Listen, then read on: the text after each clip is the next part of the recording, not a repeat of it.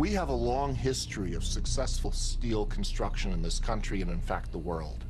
And one of the great successes is that under normal fire conditions, we don't have building collapse. In fact, until 9/11, I was unaware of any protected steel structure that had collapsed anywhere in the world.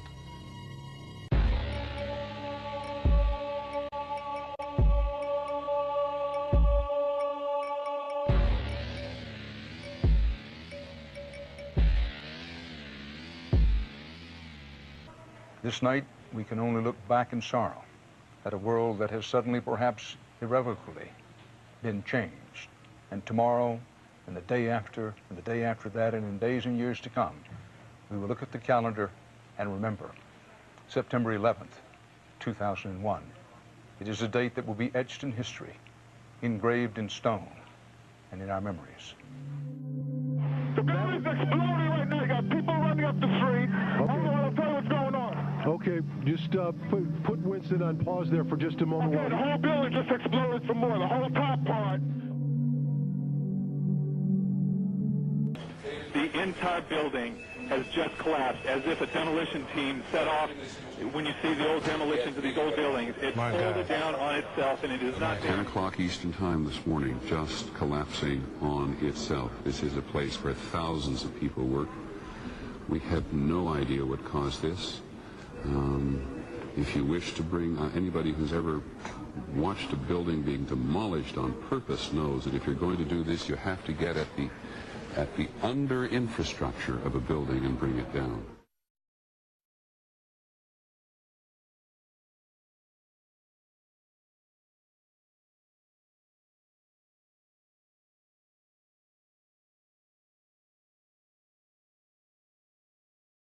At 10:30, I tried to leave the building, but as soon as I got outside, I heard a second explosion and another rumble and more smoke and more dust. I ran inside the buildings, the chandeliers shook, and again, black smoke filled the air.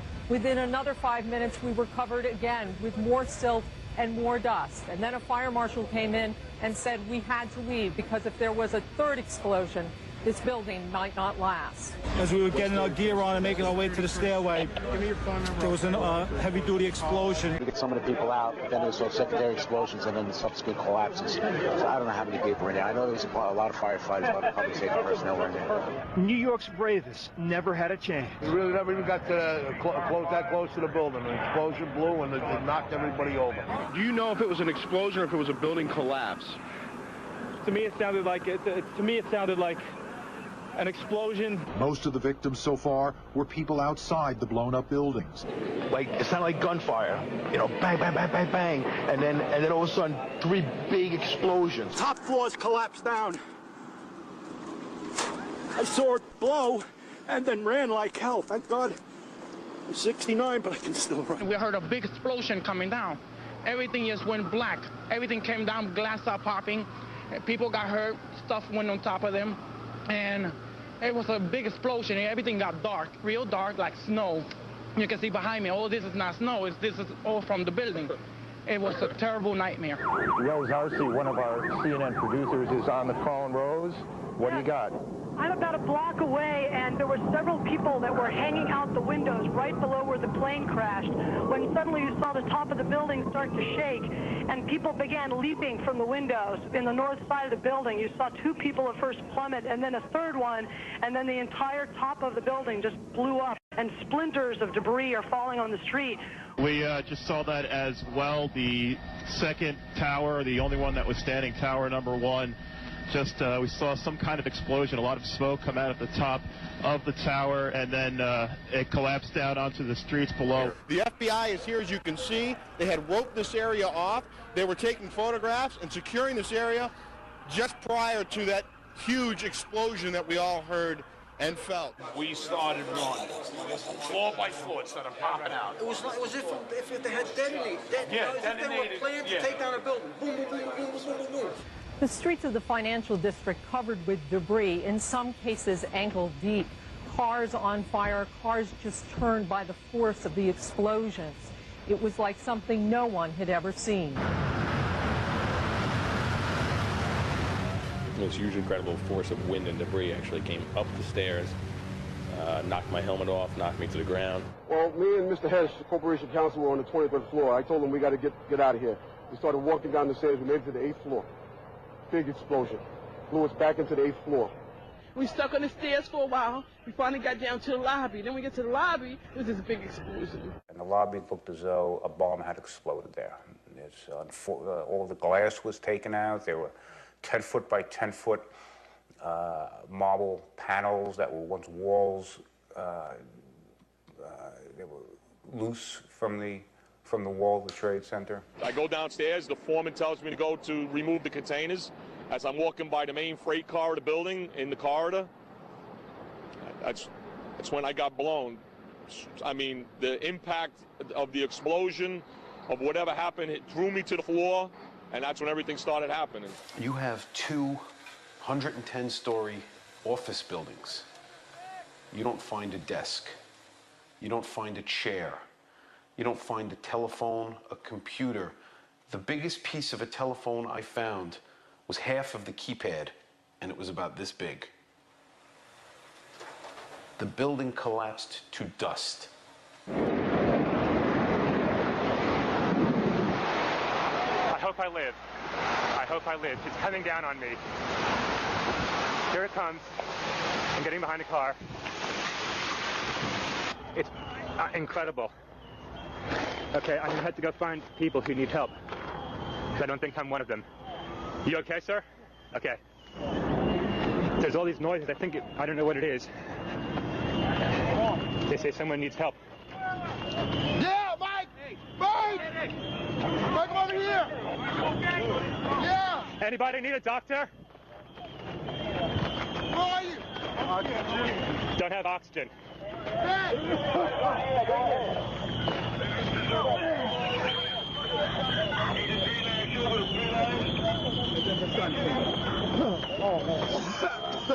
Hello, Doc. Hey, that guy needs some oxygen. If someone can share it with him. 10-4. Thanks.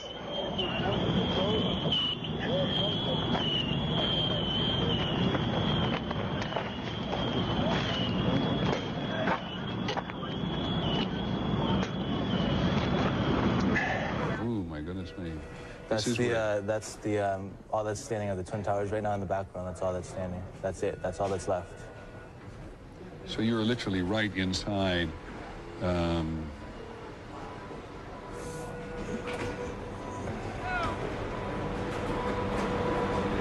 What time did you actually photograph? I don't even know. That was actually, I rode my motorcycle right up from there. That was about an hour ago, not even. It's absolutely. Look at that. That's all that's left. Do you know whether that's the South Tower or the North Tower? That's the South Tower. And you saw no sign of life in here whatsoever? No, I went all the way right there. Like, I don't know if they edited it out yet, but there's a big hole going down to the ground. There's nobody. But the firemen said, you know, that there's been a lot of people dead. Like, a lot of firemen died.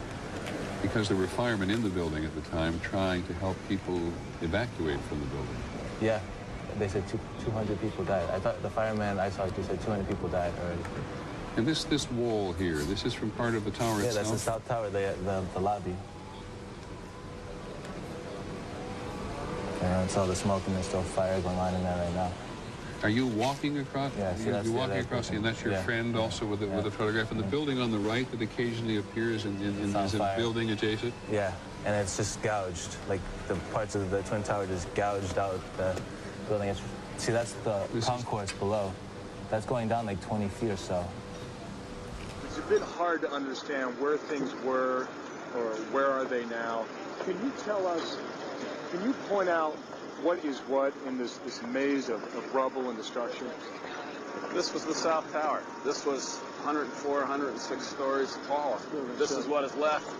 Up there was the North Tower.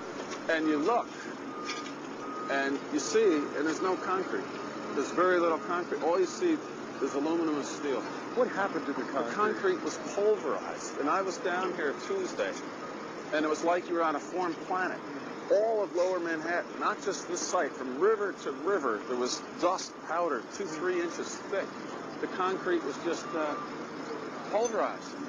And what's to explain, Governor, the smoke that still comes out of the fire. There's still fire down below. There is such an incredibly deep pile of rubble, and the tower goes down 5-6 stories underground, that there is still fire underneath, smoldering.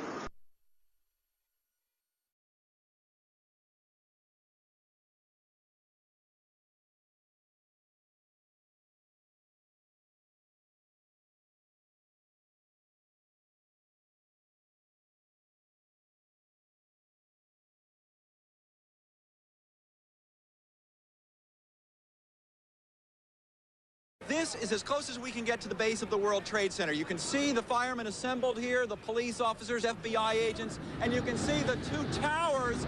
A huge explosion now, raining debris on all of us. We better get out of the way!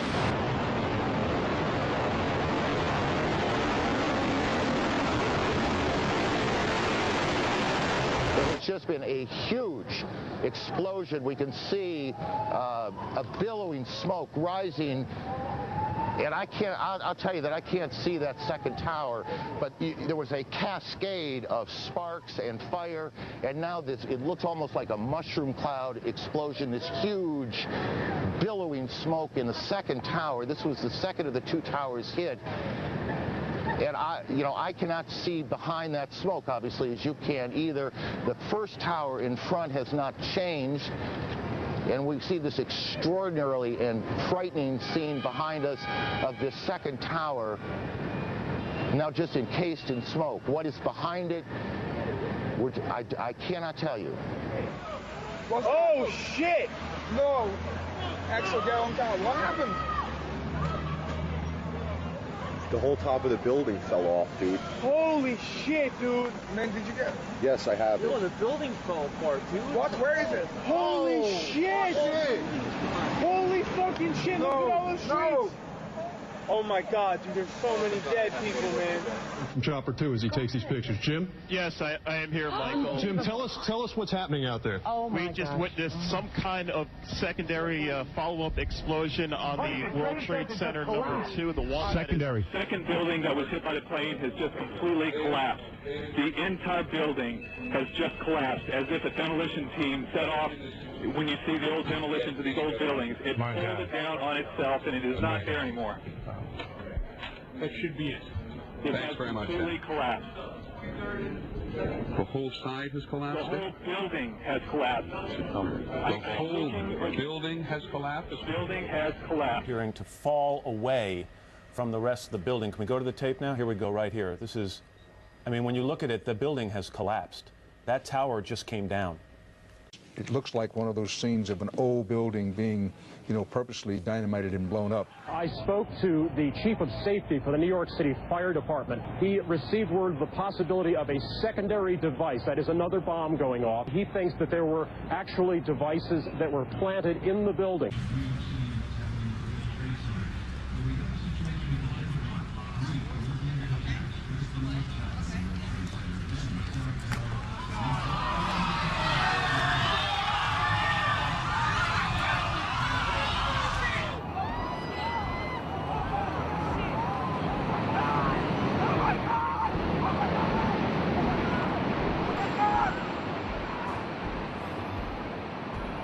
I was making my way to the foot of the World Trade Center. Suddenly, while talking to an officer who was questioning me about my press credentials, we heard a very loud blast, an explosion. We looked up, and the building literally began to collapse.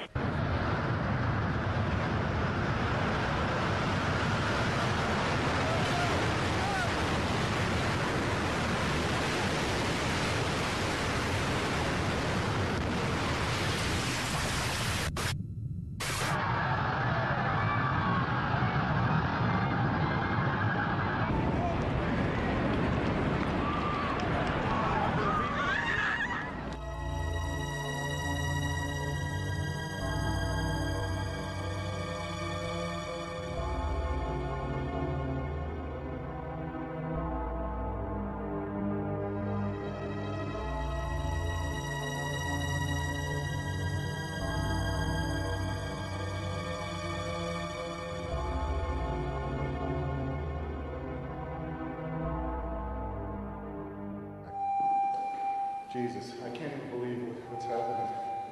It's unreal. This is a fucking sick movie. You know? I gotta get out there again and just look at a few more people. This is unbelievable. Look at this, it's nighttime. Oh my, are you outside, man? Hey, Flo, anybody out here?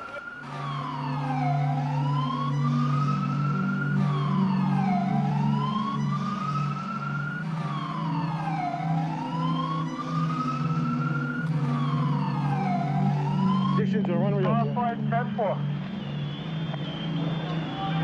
Numerous members down. Numerous requests for oxygen.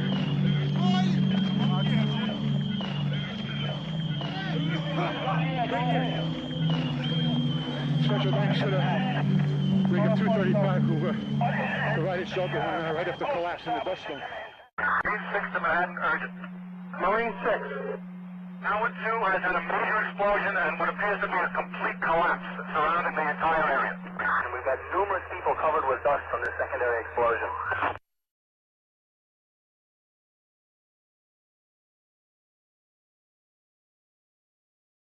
Again, and I know that for many of you, you've heard this a lot, but I think it's important as people join us as they do in moments like this. They are coming in all the time, that there have been attacks in 2 American cities, New York and in Washington. The trade centers here in New York have been hit by airplanes. In Washington, there is a large fire at the Pentagon. The Pentagon has been evacuated. And there's, you can see, perhaps the second tower, the front tower, the top portion of which is collapsing. Good Lord.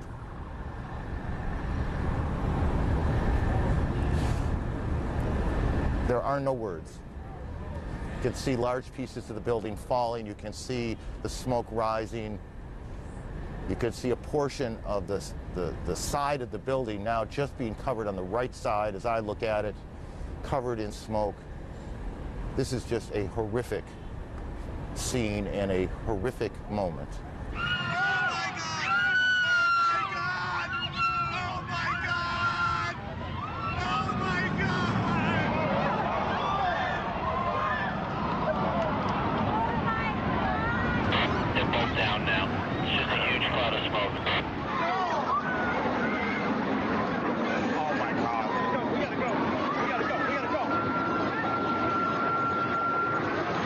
You said it sounded like the 4th of July. You heard a big explosion before the building fell? I saw it as it was happening, and it sounded as if you had 100 of those little black cat firecrackers and you lit them all off at once. That's what it sounded like. It sounded like the finale of the 4th of July over the East River.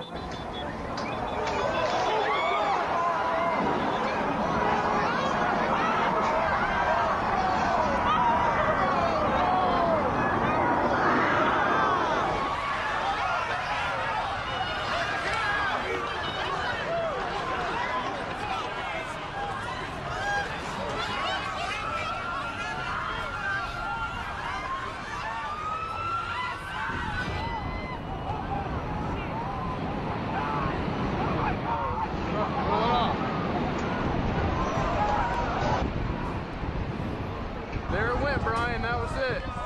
That was the second one. That was number 2.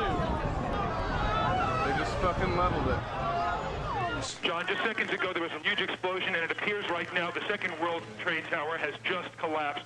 The debris and the smoke is so thick where I am that, again, you cannot see the World Trade Center even though we're just a few blocks away. But it appears the entire building has collapsed. People are literally running, and right now there's nothing here but shock on the streets of Lower Manhattan. John? There it is.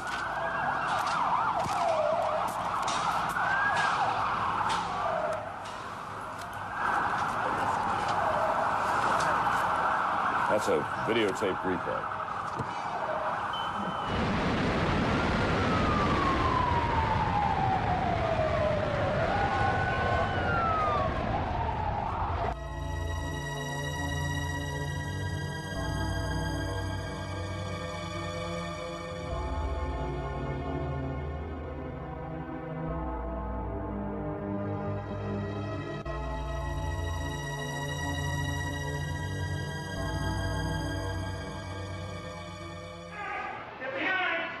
Oh my God, thank you, thank you, thank you. Oh my God. Watch the debris come down the street. Don't open the door. You're right. Oh my God, you saved my life.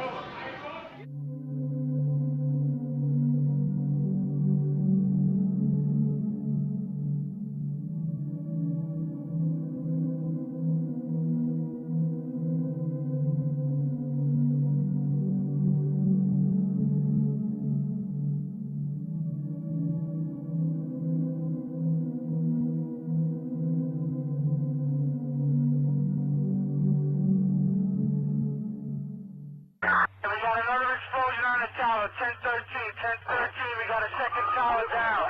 Another tower collapsed. Who's involved in the secondary explosion at Tower 1K? I've got 5 patients, they need to be treated.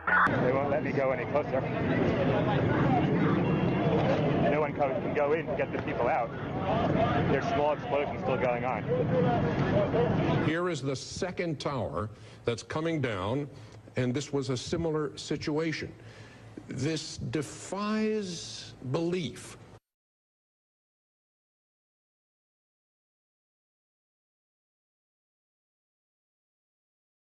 What you're seeing are high shots.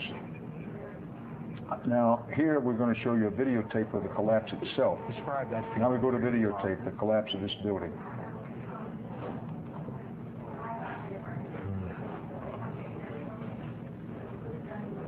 It's amazing.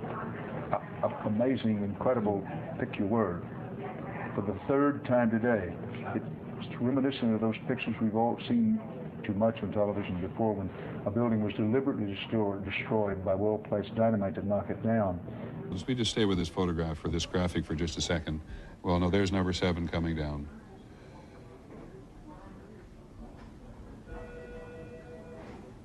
When you think that part of the component of news coverage around the country every year is the excitement and the fun that people get watching an old building being demolished, and they wire it very carefully for days, and it's a very careful operation in order to make sure that a building comes down safely. I think the last one we saw was when they brought down one of the old casinos in Las Vegas. I mean, this is just stunning to see these things come down.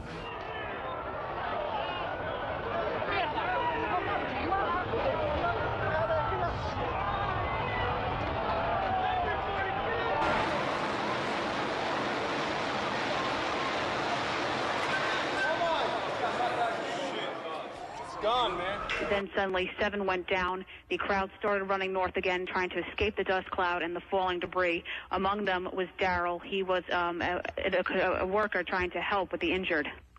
You're just standing there all of a sudden out of nowhere. You hear this clap, sounds like thunder. The building had shock waves going through. You could see a shock wave go up, the windows blast out. You know, it was like I thought I was watching a movie. So, I mean, I can't believe this is happening. You know, it's really ridiculous. But, you know, came down floor by floor. Structure stayed intact until it all hit the ground. Back live, we have had little relief here. Take a look at this. About an hour ago, World Trade Center building number 7 collapsed. A 42-story building. No word of any casualties in the building. It was the one calamity that was not a surprise. I remember getting a call from the fire department commander telling me that they were not sure they were going to be able to contain the fire. And I said, you know, we've had such terrible loss of life. Maybe the smartest thing to do is pull it. And they made that decision to pull, and then we watched the building collapse.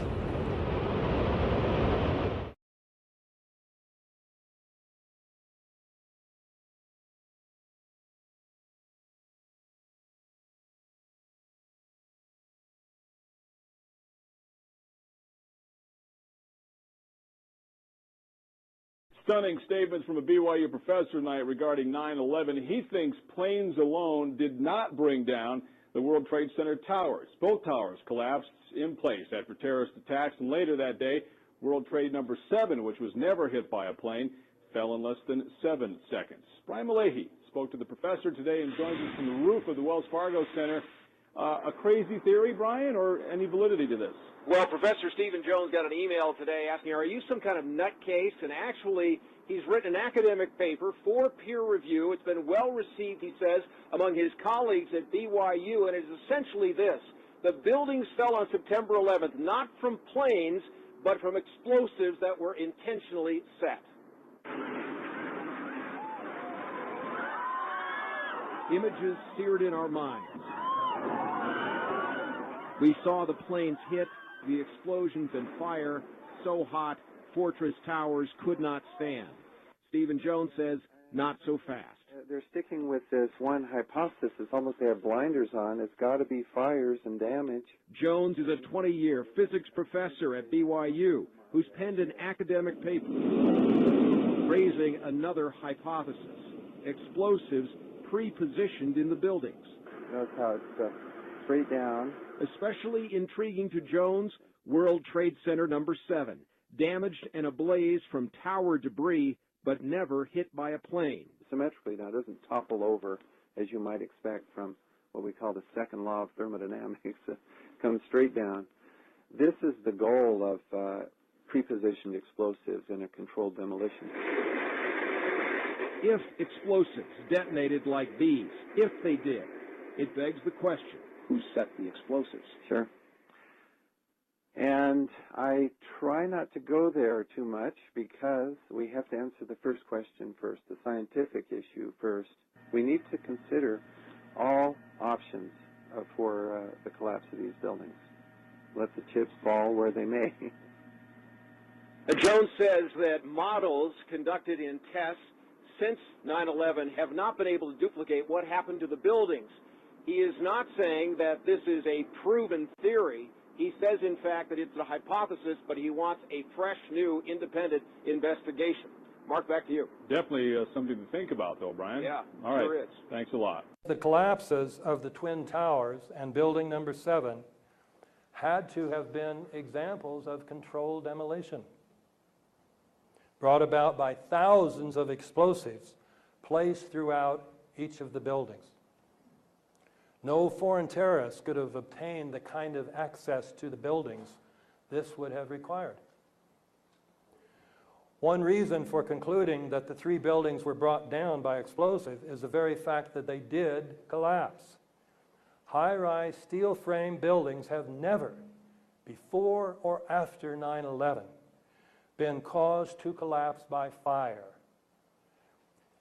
Even when, as in the Philadelphia fire of 1999 and the Madrid fire of February of this year, the fires were much larger, much hotter, and much longer lasting than any of the fires in the World Trade Center.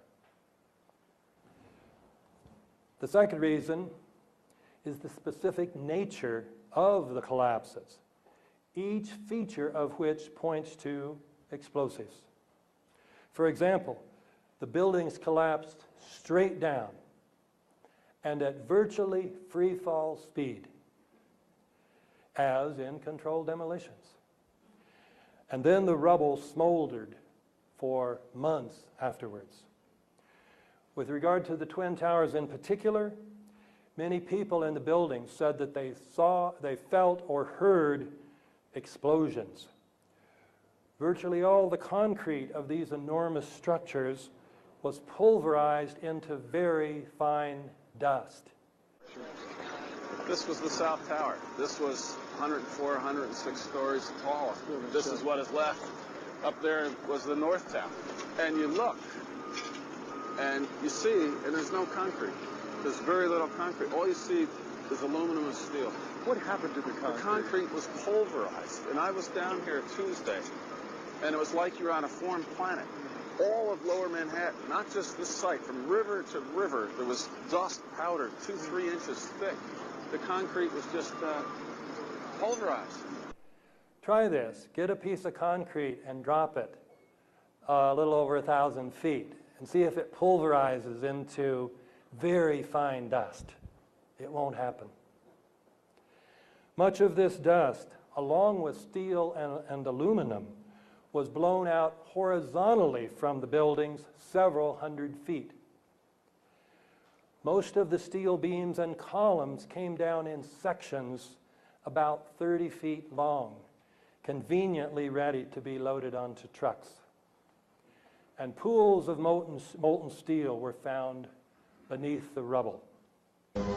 This is how it's been since day one. Oh, it's unbelievable. And this is 6 weeks later, almost 6 weeks later.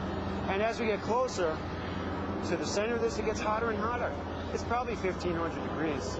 We've had some small windows into what we thought was the core at some point, and it looked like an oven, you know? It was just roaring inside. And it was just a bright, bright reddish-orange color. See that stuff he's pulling out? What was that, Chief? We're gonna hold off on the water. See the stuff he's pulling out? Yeah. It's red hot. If we hit it too much steam, you won't be able to see what he's doing. Great. These and even more effects point to the existence of very powerful, precisely placed explosives. A third thing supporting the theory of controlled demolitions is evidence of a deliberate cover-up. If the building's steel columns and beams had indeed been broken by explosives, an examination of the steel would have revealed this fact. However, although it is normally a federal offense to remove anything from a crime scene, the steel was quickly loaded onto trucks and put on ships headed for Asia to be melted down.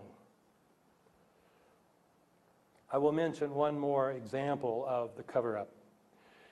Insofar as there is an official story as to why the towers collapsed, it is the pancake theory, according to which the floors above the destruction caused by the airplanes collapsed on the floor below, and then those floors collapsed on the floor below that, and then it pancaked all the way down. Now, even if this theory were remotely plausible, can you imagine it pancaking at free fall speed? The other problem is what happened to the 47 massive steel columns that constituted the core of each of these twin towers. They were the weight-bearing structures of each tower. Those 47, even if the pancake theory were true, those 47 steel beams should have been sticking up at least several hundred feet into the air, just like the old phonographs, where sometimes the 78 records would collapse, but the spindle's still sticking up in the air. You should have had 47 spindles still sticking up in the air. Well, what did the 9/11 Commission report do about that problem? It avoided the problem incredibly by simply denying the existence of these columns, even though those columns, I'm not making this up. These columns were the unique feature of these towers when they were first built. So the Commission report, after saying falsely that most of the weight of each tower was borne by the steel columns in its exterior walls, this supposedly authoritative report said the interior core of the buildings was a hollow steel shaft in which elevators and stairwells were grouped.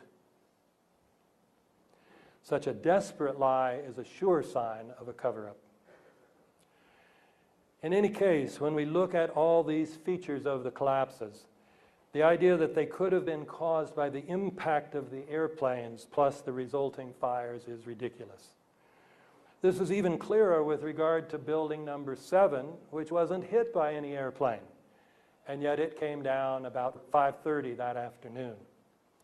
Its collapse remains so impossible to explain, except as controlled demolition, that the 9/11 Commission report did not even mention it, as if the collapse of a 47-story building was not worthy of comment. And it only had fires on floors numbers 7 and 12 of 47 stories.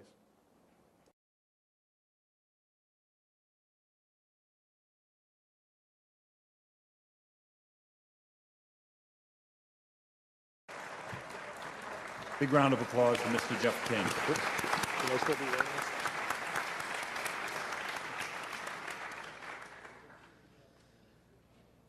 Okay.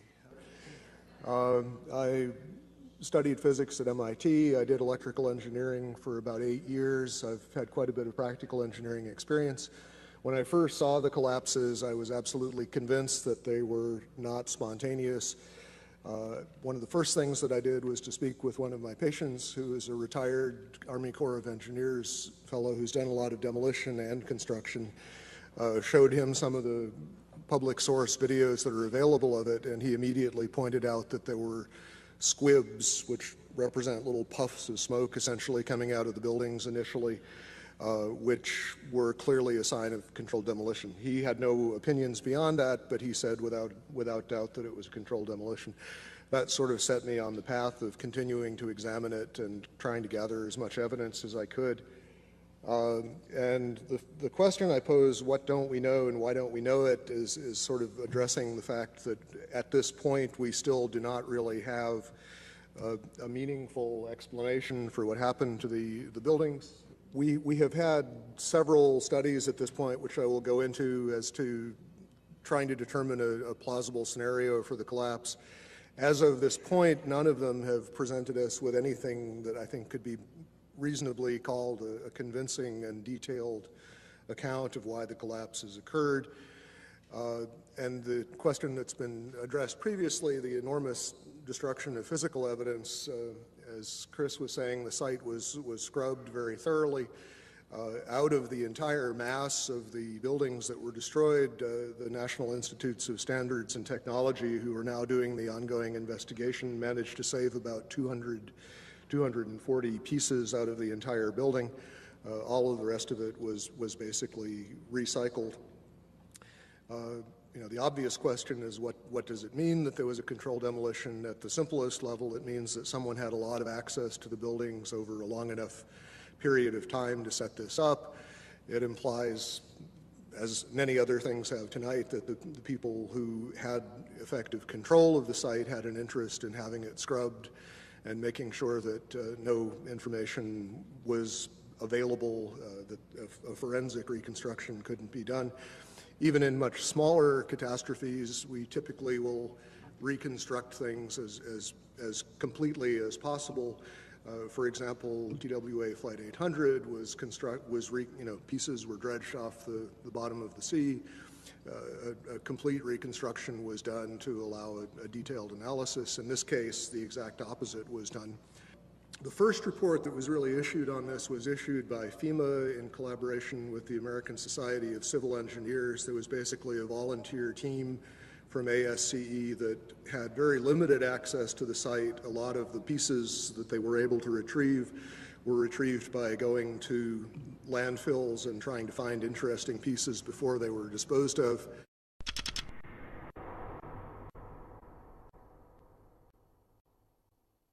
The initial FEMA report basically acknowledged that the kerosene would have burned off very quickly.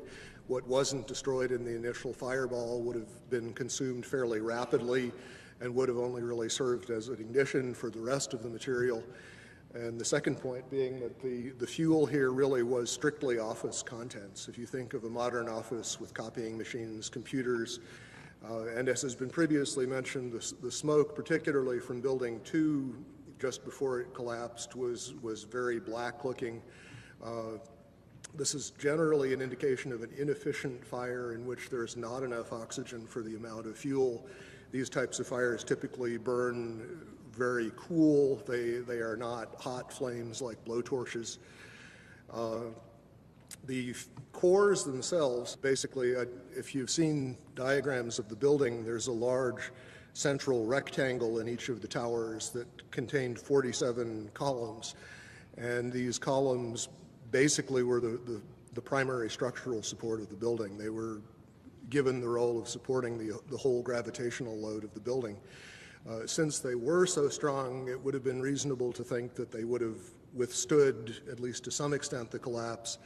But in fact, as we see after the buildings collapsed, there was basically only little stubs of these things standing up a floor or two above the ground level. The cores did not have much in them that would burn. The cores basically were dedicated to things like elevator shafts, utility shafts, stairways. So you have drywall material, you have a little bit of carpeting, you don't really have any inflammable material in the core itself. The core was specifically designed so it could not function as a chimney. They did not want in the case of a fire, for the fire to be able to travel through the elevators or for air to come in through the elevators. So they were designed with what this architect Aaron Swirsky, I believe it was, referred to as a hermetically sealed system. There were fire shutters that were designed to close off the core in the event of an event like this. And those, as far as we know, functioned properly, which means that there was a very limited amount of oxygen available. Okay, as far as the issue of what failed and how, some of the initial suggestions, and these showed up in the NOVA documentary, which is a good example of what I like to call proof by computer animation. Thomas Egar, who was a material scientist but not a structural engineer, who became a spokesman for these documentaries, indicated that the floors had somehow failed, that the trusses supporting the floors had failed. This was the theory that was put forward actually in the initial FEMA report. Subsequently, there have been basically complete contradictions of that. Jim Hoffman has done quite a bit of research which is available on the web concerning the problems with this idea that the floors would have simply fallen. There was a study done by Weidlinger Associates. The chief engineer there was Mathis Levy, who's a very well-known authority on building collapses. He specifically disavowed the idea of pancaking or collapsing of the floors. And the most recent official report we have on this, which is from National Institutes of Standards and Technology, NIST, rejected the idea that floor collapse was part of it.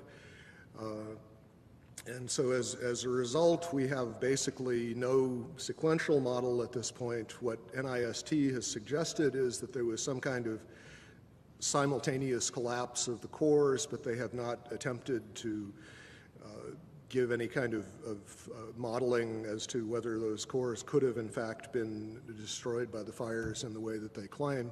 Unfortunately, the material that would have allowed a detailed fire analysis, the actual physical evidence, is all gone. One of the most significant things to my thinking that indicates that this could not have been the sort of collapse that we are told it was is the presence of the dust clouds.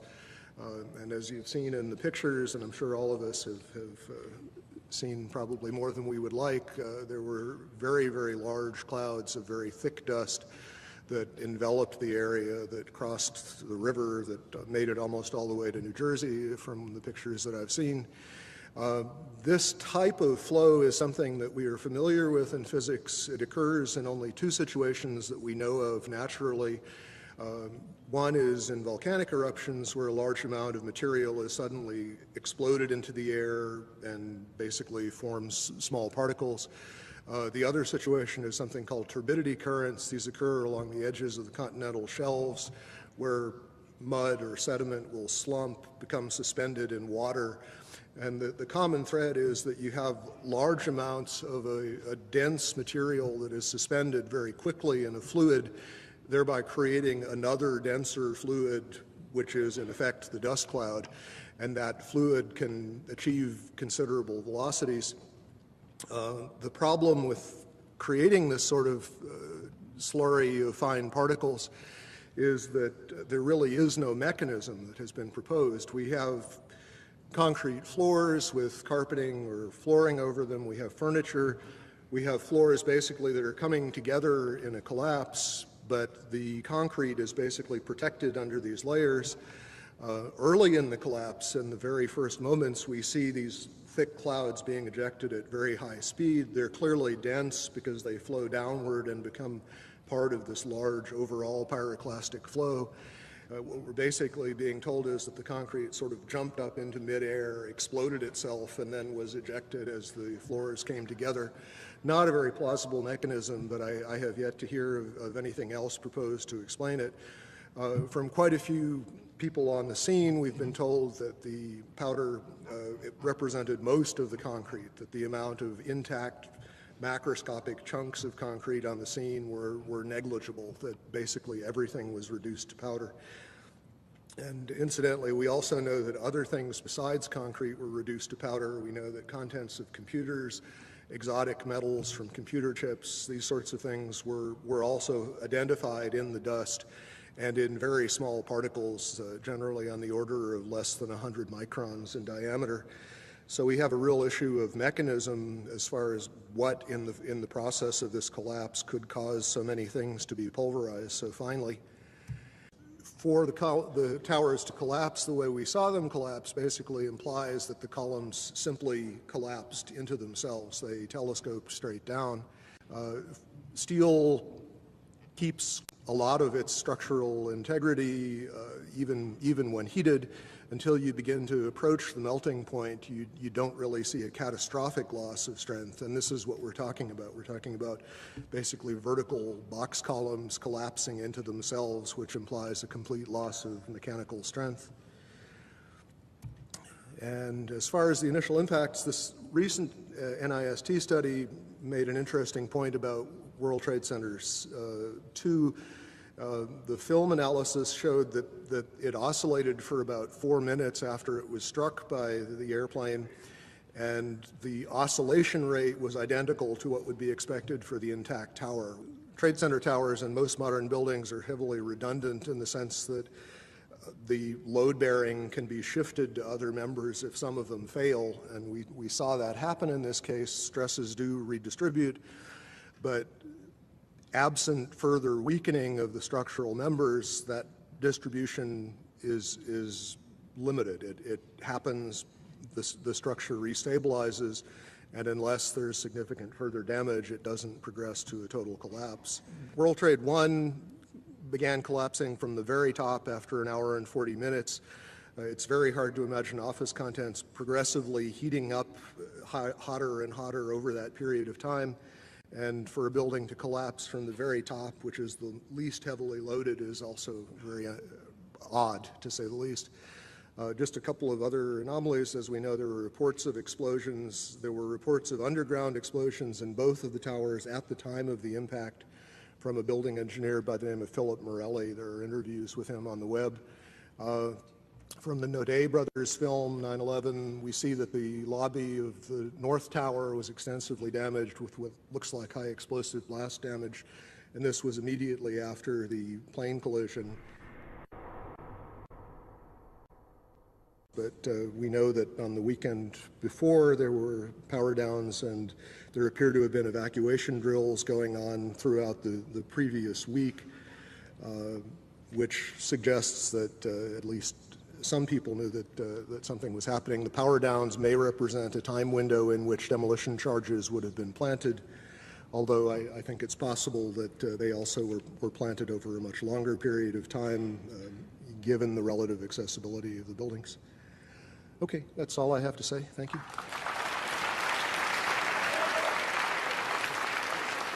Thank you, Jeff King. Thank you very, very much.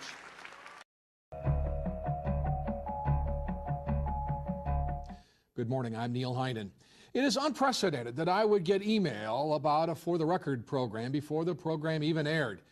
But that was the case in the 24 hours before we taped this show Friday afternoon, as I received several emails of both support and outrage from people who had simply heard Kevin Barrett was to be my guest. Such is the passion generated by Mr. Barrett's views on the events of September 11th, 2001. The most recent event of which I'm aware is the resolution signed by 61 state legislators calling for the UW to fire Mr. Barrett. Kevin Barrett is my guest this morning. Mr. Barrett, thank you very much for joining me. Well, it's good to be with you, Neil. My question is, shouldn't it be simple enough to provide the evidence that would support the claims of the government? I mean, there should be plenty of physical evidence, shouldn't there? Well, it depends which claims you're talking about.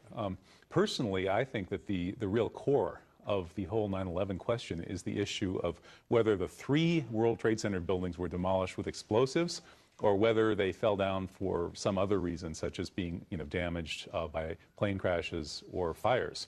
And I think that at this point, the evidence is in. Anybody who's kept up with the critique of the official story in this area knows that at this point, the evidence just, is very convincing that all 3 buildings were taken down with explosives and controlled demolitions. For the government to try to disprove that at this point, or to try to support its case, I think would be very difficult because, they hid all the evidence. They prevented any kind of forensic investigation. All the steel was shipped off as fast as possible to China and melted down for scrap, so it was impossible to test the steel for signs of explosives. Fortunately, some remains, and Professor Stephen Jones has gotten his hands on multiple sources worth of steel, and he's run tests and he's found traces of thermate, an enhanced version of thermite, which is an explosive device that can take out steel, cut right through it like a knife through butter. I think that at this point, no rational person who looks at the evidence can argue against the proposition that the 3 World Trade Center buildings, the Twin Towers and WTC-7 especially, were taken down in controlled demolitions. That, I think, is by now proven beyond a reasonable doubt, as David Griffin has said, and as everybody's looked into it, I think, from a fair-minded perspective, agrees. Are you worried that you're shortchanging your own career, that you're, that you will have difficulty pursuing your chosen field by virtue of the controversy? I think what I'm doing is angling on the long term. In the short term, I may have some problems. It might be a little harder to get rehired next semester. Maybe not, though. I think a lot sooner than most people realize 9/11 is going to blow wide open. The official report doesn't stand up to scrutiny. It's very simple. Any trained academic, anybody with any critical thinking skills at all, can read the official report and read David Ray Griffin's refutation, and the report just falls to shreds. Now, anybody who's willing to live with that report as the official record of the most important event of our century has no business calling themselves an intellectual or a teacher or anything. I mean, it's that obvious.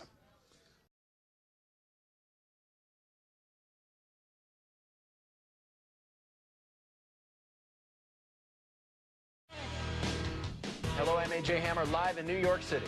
And I'm Brooke Anderson, live in Hollywood. AJ, it's been incredible, pretty hard to believe, actually, the response we got today to the incredible story Showbiz Tonight broke last night. Actor Charlie Sheen's startling claims that the government may be covering up what really happened on September 11th. So many emails coming in. We've been really overwhelmed today. Between the emails, the blogs, the websites, everybody is writing and talking about it.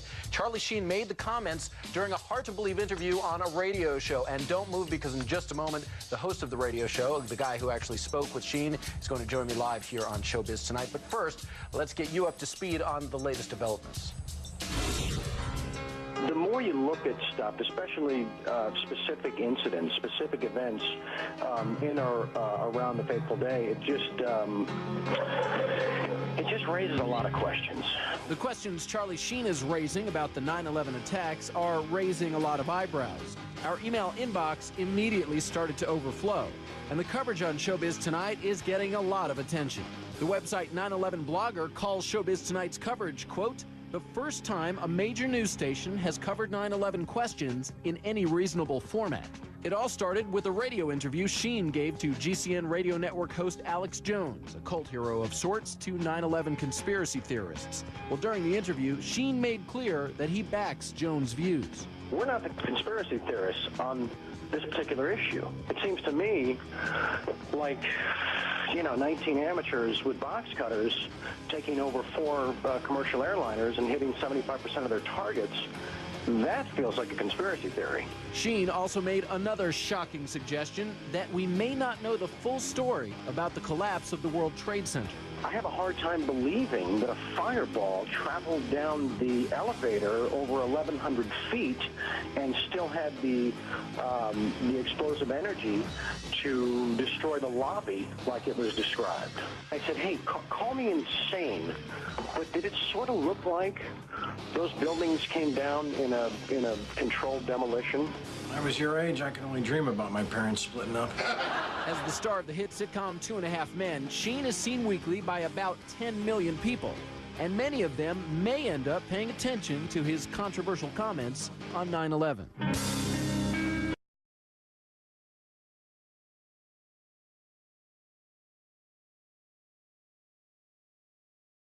My next guest is a man who needs no introduction. He is the host of Sunday news program Meet the Press. Tim Russert, thanks for joining us on Deadline Live. A real pleasure to be here. Tim, do you know that Morgan Reynolds, former chief economist of the Department of Labor under George W. Bush, has come out and said he thinks 9/11 was an inside job? So has Ray McGovern, CIA analyst who briefed both Bush and Reagan, Paul Craig Roberts, Deputy Secretary of the Treasury, father of Reaganomics, and among others, Lieutenant Colonel Bob Bowman, who was a former director of advanced space programs development under Ford and Carter. And these are some pretty heavyweight people. These aren't conspiracy theorists, Tim. These are some heavyweight people that worked under these major administrations. Mm-hmm. Well, I'll leave their judgments and opinions to them, and I obviously have done my reporting and offer the truth as I see it. A lot of people would like to learn more about this. Obviously, I don't think we got everything out of those investigations, the 9/11 investigations, that we would need in order to determine a multitude of wars. Mm-hmm. That's pretty important stuff, don't you think, Tim? Well, is it possible we can have you get one of these guys on your CNBC program? Tim, are you with me? Tim Russert. Tim, are you with me?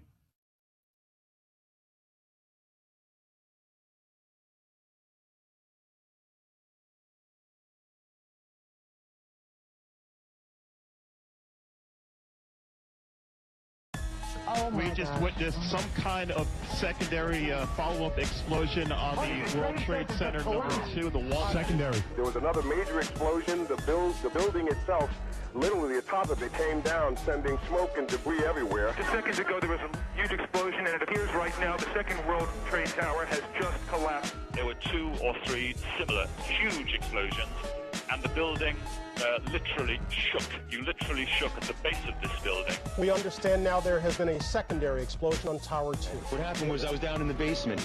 All of a sudden we heard a loud bang, and the elevator doors blew open. Some guy was burnt up, so I dragged him out. His skin was all hanging off. There was a heavy-duty explosion. Just went boom, it was like a bomb went off. Then there was secondary explosions and then the subsequent collapses. We've heard reports of secondary explosions after the aircraft impacted. I was about 5 blocks away when I heard explosions. 3 thuds, and turned around to see the building we just got out of. Antenna tip over and fall in on itself. Federal agencies that were down there do believe that there was some sort of explosive device somewhere else besides the planes hitting. I got an eyewitness who said there was an explosion on floor 7-8. 7-8. And we got another explosion on the tower, 1013, 1013. Tower 2 has had a major explosion and what appears to be